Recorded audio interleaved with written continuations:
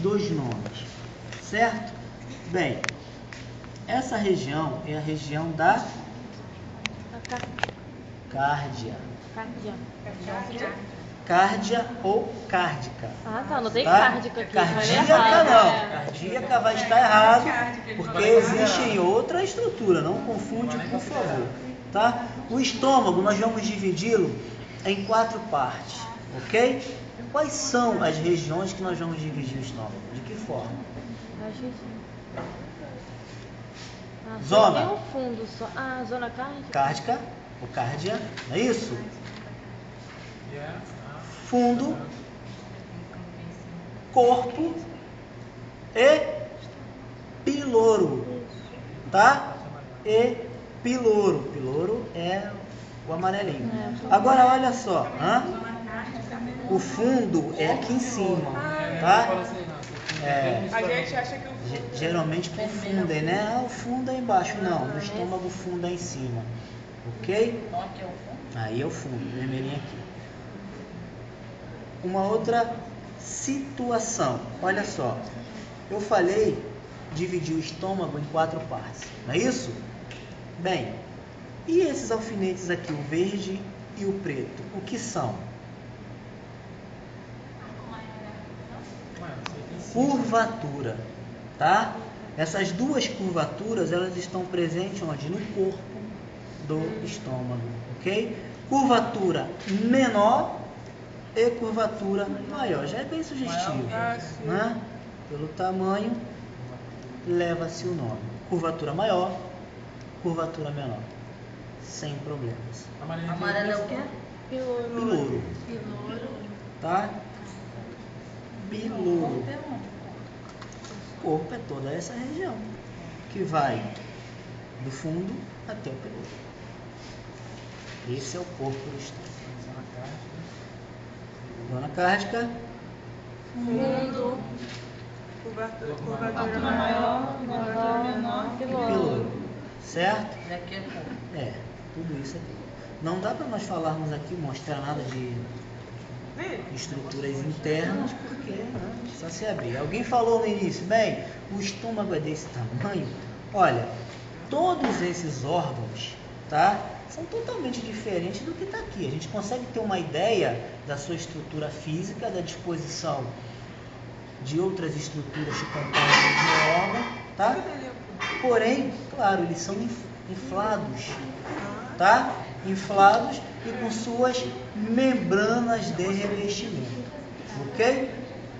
Então o esôfago vem, se liga aqui, né? O estômago realiza o seu trabalho e vai sair pela válvula do piloro, que recebe o mesmo nome, essa válvula, tá?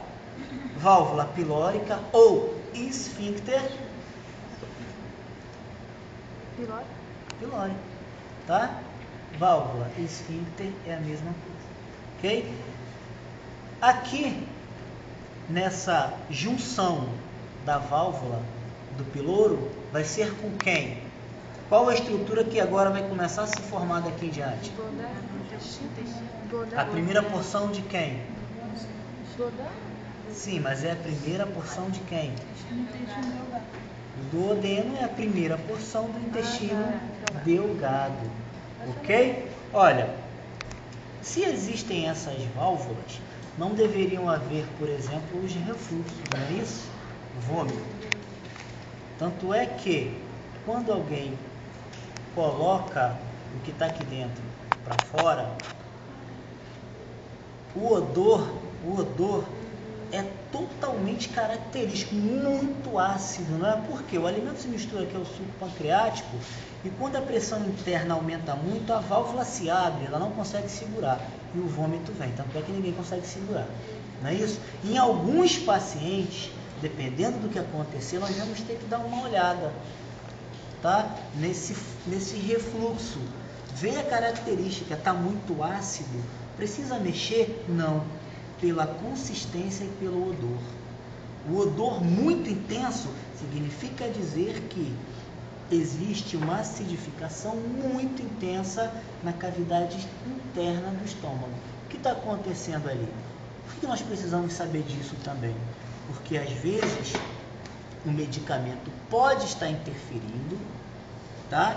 Esse paciente está tendo processos de vômito, de regurgitação, está colocando esse alimento para fora, e aí alguma técnica de fisioterapia pode ainda agravar o quadro. Então nós, em algumas situações, precisamos saber, ok?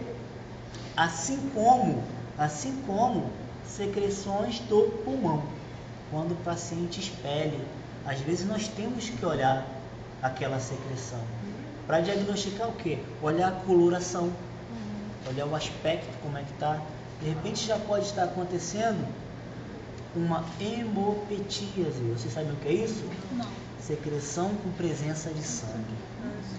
Tá? Significa dizer que isso já evoluiu muito, né? O processo da doença já evoluiu muito, e aí é uma tuberculose, por exemplo. Aí nós temos que entrar com técnicas. Professor, porque quando a gente vomita, parece que a gente está com falta de ar. Quando? Dá uma pressão e você está com falta de ar, você fica com falta de ar. Falta de ar quando está fazendo a alimentação? Quando você está colocando para fora, você está vomitando. No momento que você está vomitando, dá uma pressão, parece que está com falta de ar. O que acontece? Olha só, as pressões ficam totalmente aumentadas em outras estruturas. Então, essa troca, não é, de pressão interna com pressão atmosférica fica totalmente alterada. Fica até difícil para fazer a inspiração, porque a pressão intraabdominal está muito mais aumentada. Você não consegue um fluxo gasoso interessante, porque o fluxo aumentado, o pulmão não consegue expandir, não consegue empurrar as vísceras para baixo. Então não expande totalmente, fica limitado aquele espaço. Tá? Bem, aqui, tudo certo? Alguém quer perguntar alguma coisa? Aí nós temos que voltar para o bloco visceral.